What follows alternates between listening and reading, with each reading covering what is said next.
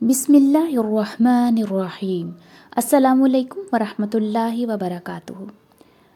قرآن تو نہیں ہے محتاج ان روایات کا، امت نے بس کھولا ہے ایک رستہ بدعت کا۔ آج میں آپ کو ماہ رمضان کے حوالے سے چند بدعات سے آگاہ کروں گی۔ قرآن میں اللہ کا فرمان ہے، یا ایھا الذین آمنوا کتب علیکم الصیام کما کتب علی الذین من قبلکم لعلکم تتقون۔ اے ایمان والو، تم پر صیام فرض کیے گئے ہیں جیسا کہ تم سے پہلے لوگوں پر فرض کیے گئے تھے، امید ہے کہ تم اللہ کی نافرمانی سے بچو گے۔ الصیام کی فرضیت تو سمجھ میں آ رہی ہے اور مکمل تفصیل سے میں آپ کو پہلے ہی آگاہ کر چکی ہوں۔ قرآن سے یہ اپنی تمام تر جزیات کے ساتھ ثابت ہے کہ کن چیزوں سے رکنا ہے، کتنے دنوں کے لیے رکنا ہے اور کتنے وقت کے لیے رکنا ہے۔ لیکن اس ماہ رمضان میں نماز تراویح اور اس میں موجود 3 اشرے سمجھ سے باہر ہیں کہ یہ قرآن میں کہاں لکھی ہیں۔ تراویح کا طریقہ تو دور کی بات، لفظ بھی موجود نہیں۔ صلاۃ الفجر ہے، صلاۃ العشاء ہے، لیکن صلاۃ التراویح کہاں ہے؟ قرآن کھولیں تو معلوم ہوتا ہے کہ 5 وقت کی نماز کی طرح یہ نماز بھی ایک من گھڑت روایات کی ایجاد کردہ ہے، دین میں ملاوٹ ہے۔ صیام یا ماہ رمضان میں یہ نماز ایک بدعت ہے۔ جس لفظ کا ذکر ہی قرآن میں نہیں، اس کی تفصیل بھلے کیا ہوگی؟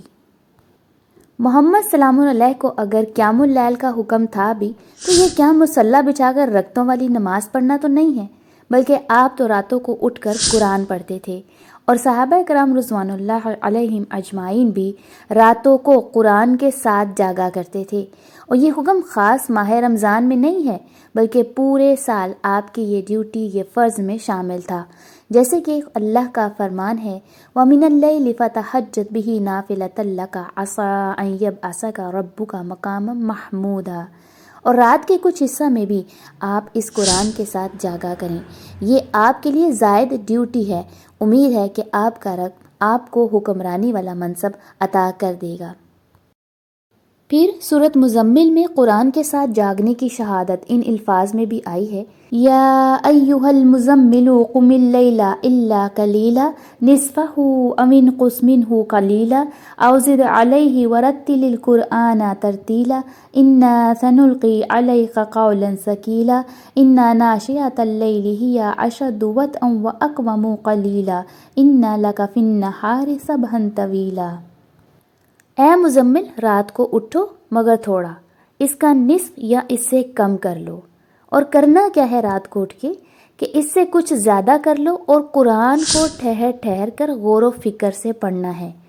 تو دیکھا آپ نے، یہاں پہ قرآن کو پڑھنے اور اس پر غور و فکر کرنے کا ذکر ہے، نماز کا ذکر نہیں ہے۔ پھر آگے فرمایا، یقیناً ہم آپ پر اس مضبوط ترین قول کی ذمہ داری ڈالیں گے۔ یقیناً رات کو اٹھنا نفس حیوانی کو شدید کچلنے والا ہے، اور یہ درست وقت ہے بات سمجھنے کا۔ بے شک آپ کے لیے دن میں بہت زیادہ مصروفیت ہے۔ اب غور کیجئے کہ اسی بات کو مد نظر رکھتے ہوئے اللہ نے صحابہ کرام رضوان اللہ علیہم اجمعین کے لیے بھی آسانی فرمائی ہے کہ وہ رات کے وقت آپ کے ساتھ قرآن کو سمجھا کریں، پڑھا کریں، اس کو وقت دیا کریں۔ یہاں مصلی بچھا کر رکعتوں والی نماز نہیں پڑھائی جا رہی، نہ ہی نماز تراویح کی بات ہو رہی ہے جو کہ حدیثوں سے ثابت کی جاتی ہے، یا اس کو قیام اللیل کا نام دیا جاتا ہے۔ یہاں قیام اللیل جو ہے وہ قرآن کے ساتھ ہو رہا ہے۔ اللہ کا فرمان ہے، بے شک آپ کا رب جانتا ہے کہ آپ تقریباً 2/3 رات جاگتے ہو، یا اس کا نصف یا تہائی، اور ایک گروہ ان میں سے جو آپ کے ساتھ جاگتا ہے، یعنی صحابہ کرام کا گروہ، اور اللہ ہی لیل و نہار کے پیمانے مقرر کرتا ہے۔ وہ جانتا ہے کہ تم ہرگز اس ڈیوٹی کو نہیں نبھا سکتے، لہٰذا اس نے تم پر مہربانی کی، بس قرآن پڑھو۔ قرآن کی بات ہو رہی ہے یہاں پہ، نماز کی نہیں۔ قرآن پڑھو جو آسانی سے پڑھ سکو۔ وہ جانتا ہے کہ تم میں مریض اور دوسرے زمین میں اللہ کا فضل تلاش کرتے پھریں گے، اور دوسرے جو اللہ کی راہ میں مقاتلہ کریں گے، بس اس سے اتنا ہی پڑھو جو آسانی سے پڑھ سکو۔ اس طرح یہ فرض منصبی قائم رکھو اور قرآن حکیم سے تزکیہ نفس کرو، اور اللہ کو قرض حسنہ دو جو تم اپنے لیے قرآن کے مطابق منصوبہ بندی کرو گے، اسے تم اللہ کے پاس موجود پاؤ گے۔ اجر کے لحاظ سے یہی معیاری اور عظیم کام ہے۔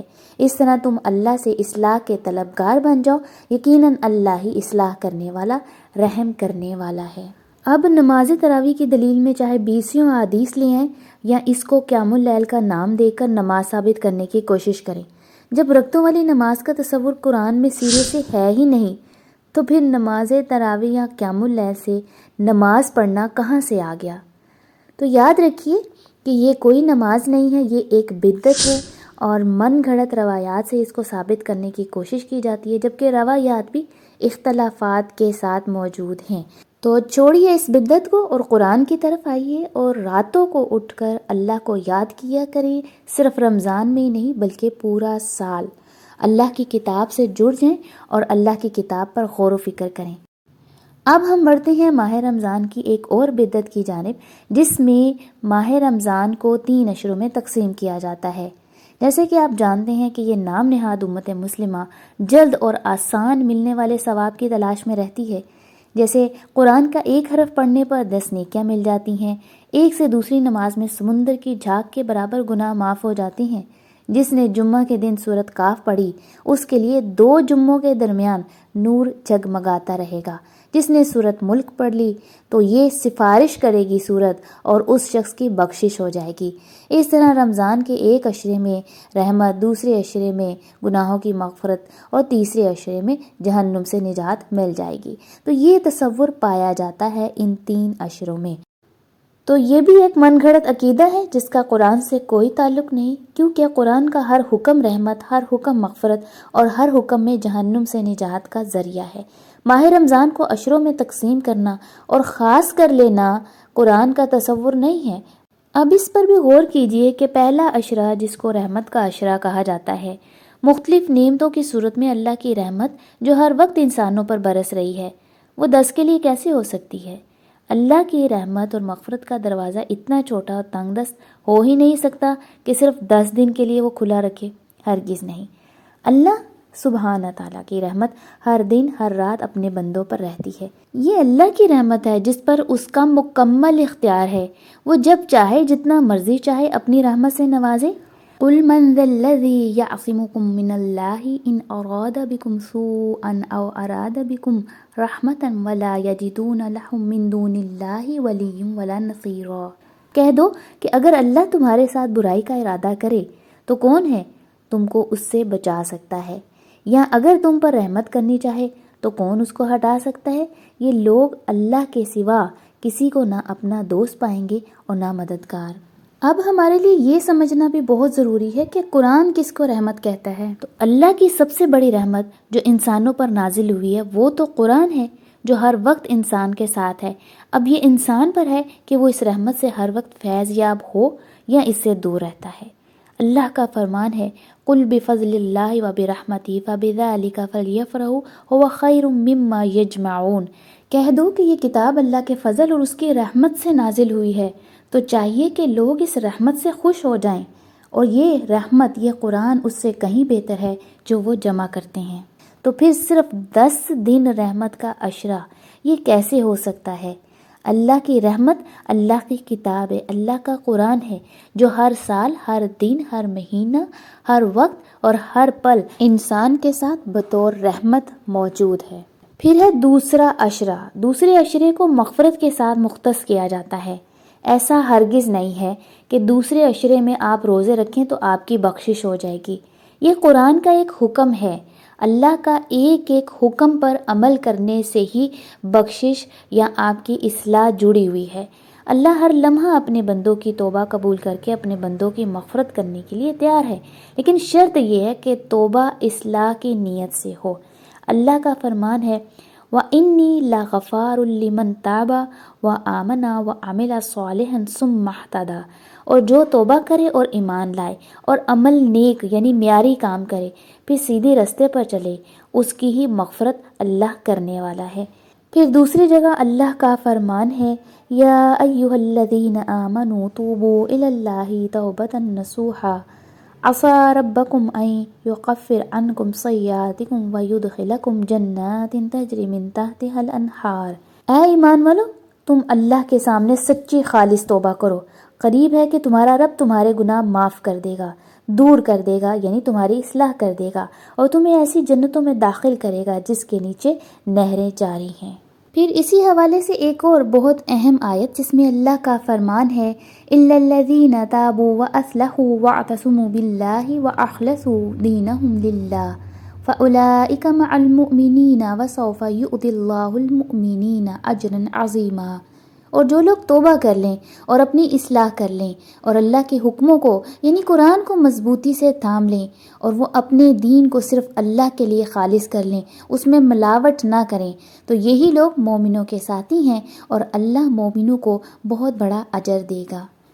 تو غور کیا آپ نے کہ اس میں توبہ ان لوگوں کی قبول ہو رہی ہے جو اللہ کے کتاب سے جڑ گئے ہیں اور انہوں نے اللہ کے دین کو خالص کر لیا ہے۔ پھر اسی طرح ایک اور جگہ اللہ تعالیٰ فرماتے ہیں کہ یا ایھا الذین آمنوا ادخلوا فی السلم کافہ، اے مومنو، اے ایمان والو، داخل ہو جو اللہ کے معاہدہ عہد میں پورے کے پورے۔ ایسا نہیں ہے کہ بس 10 روزے رکھے ہیں اور اس کے بعد آپ کی بخشش ہو جائے گی ان 10 روزوں کی وجہ سے اور آپ سیدھا جنت میں چلے جائیں گے۔ اس کے ساتھ بھلے آپ کسی کے ساتھ زیادتی کر رہے ہیں، ظلم کر رہے ہیں، رشوت لے رہے ہیں، منافع خوری کر رہے ہیں، زنا کر رہے ہیں، چوری کر رہے ہیں، قتل کر رہے ہیں، تو اس کی کوئی سزا نہیں ہوگی، بس یہ 10 روزے آپ کی مغفرت کا ذریعہ بن جائیں گے۔ ایسا ہرگز نہیں ہے، قرآن ایسا تصور، ایسا موقف آپ کو نہیں دیتا ہے، لہٰذا ایسی باتوں سے بچیں اور اپنے ایمان کو قرآن کے مطابق صحیح معنوں میں درست کریں۔ پھر آخری عشرے کو جہنم سے نجات کا ذریعہ سمجھا جاتا ہے، حالانکہ ایسا ہرگز نہیں ہے۔ اللہ کا فرمان ہے إِلَّا بَلَاغًا مِّنَ اللَّهِ وَرِسَالَتِهِ وَمَن يَعْصِ اللَّهَ وَرَسُولَهُ فَإِنَّ لَهُ نَارَ جَهَنَّمَ خَالِدِينَ فِيهَا أَبَدًا۔ مگر اللہ کی طرف سے بلاغ اور اس کے پیغام ہیں، اور جو نافرمانی کرے گا اللہ یعنی اس کے قرآن کی، بس یقیناً اس کے لیے جہنم کی آگ ہے، ہمیشہ اس میں رہے گا۔ تو یہاں آپ کو پورے کے پورے قرآن کے حوالے سے یہ بتایا جا رہا ہے کہ اگر اللہ کے حکموں کی نافرمانی کی گئی تو پھر اس کا انجام جہنم کی آگ ہے، یعنی جہنم میں اس کو داخل کیا جائے گا۔ تو صرف اور صرف آخری عشرے کو جہنم سے نجات کا ذریعہ سمجھنا یا اس کے ساتھ مختص کر دینا یہ بالکل بھی درست نہیں۔ تو ان عشروں کی کوئی حقیقت نہیں ہے اور نہ ہی قرآن کا ان سے دور دور تک کوئی تعلق ہے۔ قرآن کے حکموں پر عمل کیجئے، مکمل طور پر اللہ کے دین میں داخل ہو جائیں گے، یہ آپ کے لیے مغفرت بھی ہے، ذریعہ نجات بھی ہے اور رحمت بھی۔ پھر ایک اور بدعت جو ماہ رمضان کے آخری جمعہ پر کی جاتی ہے وہ ہے ماہ رمضان کے گزرنے کا افسوس اور غم۔ آج امت مسلمہ دین اور عبادات کے نام پر جن من گھڑت باتوں اور کاموں میں ملوث ہے، ان میں سے ایک اہم مسئلہ رمضان کے آخری جمعہ کو جمعۃ الوداع کہنا بھی ہے۔ رمضان کے آخری جمعہ کو آج عرف عام میں جمعۃ الوداع کا نام دیا جاتا ہے، اس کے باوجود کہ یہ جمعہ جو ہے یا جمعۃ الوداع قرآن میں کہیں بھی نہیں آیا۔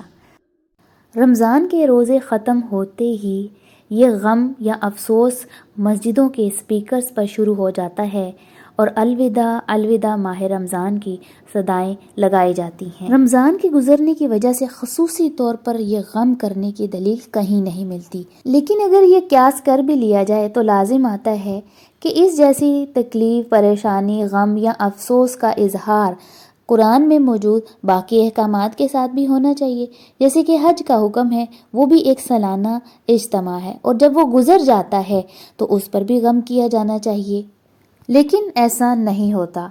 اور قرآن تو ویسے بھی کسی بھی قسم کے غم اور افسوس کرنے سے منع فرماتا ہے، لِكَيْ لَا تَأْسَوْا عَلَىٰ مَا فَاتَكُمْ، جو چیز تم سے کھو جائے اس پر افسوس نہ کرو۔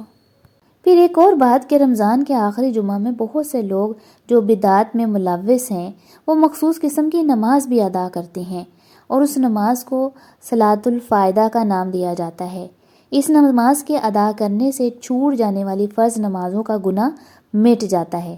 تو یہ ایسی نماز ہے جو بے بنیاد ہے اور بدعت ہے، اور رمضان کے آخری جمعہ سے تعلق رکھنے والی خود ساختہ عبادات میں یہ صلاۃ الفائدہ بھی شامل ہے، حالانکہ قرآن میں اس کی بھی کوئی دلیل نہیں ملتی۔ تو دیکھا آپ نے کہ بدعات میں امت کس طرح سے گھری ہوئی ہے اور کس طرح یہ لوگ ماہ رمضان کے ساتھ مختلف بدعات کو جوڑتے ہیں، تراویح پڑھ رہے ہیں، اس کو عشروں سے میں تقسیم کیا گیا ہے، پھر آخری جمعۃ الوداع میں غم اور افسوس کیا جاتا ہے، پھر اس آخری جمعہ میں ایک صلاۃ الفائدہ پڑھی جاتی ہے۔ تو یہ تمام باتیں جو ہیں ان کا تعلق قرآن سے نہیں ہے، یہ تمام من گھڑت ہیں، اپنی طرف سے بنا لی گئی ہیں، اور ہمارا دین ہمیں اس قسم کی بدعات میں شرکت کرنے سے یا اس قسم کی بدعات کو کرنے سے منع فرماتا ہے۔ سورۃ بقرہ کی 183 آیت کے مطابق رمضان میں روزے ضرور رکھیے، لیکن اس طرح کے خرافات اور بدعات سے بچ کر رہیں۔ قرآن سے جڑ جائیں، اللہ کی کتاب کو زیادہ سے زیادہ وقت دیں اور قرآن کے حکم پر ویسا ہی عمل کریں جیسا اللہ نے قرآن میں فرمایا ہے۔